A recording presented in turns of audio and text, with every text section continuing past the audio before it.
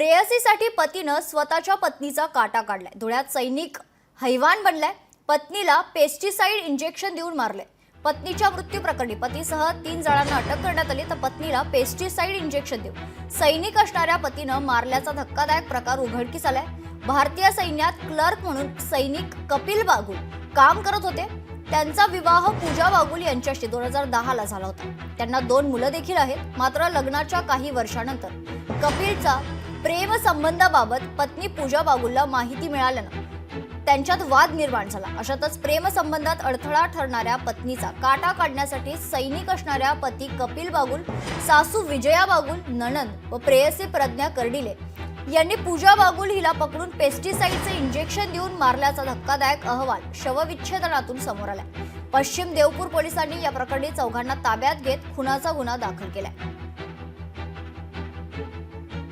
बऱ्याच दिवसापासून त्यांच्यात वादविवाद होते। पूजा हिचा कायमचा काटा करण्यासाठी गुरुवारी 29/5/25 रोजी दुपारी कपिल बागुल याने पेस्टिसाइड असतं ते इंजेक्शन मध्ये भरून ते इंजेक्ट करून तसेच तिच्या डोक्यास कशातरी सहाय्याने गंभीर दुखापत करून तिच्या मरणास कारणीभूत ठरला आहे।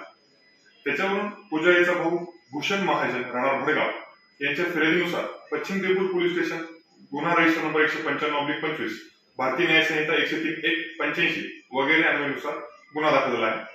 त्याच्यानुसार 5 आरोपी करण्यात आले आहेत।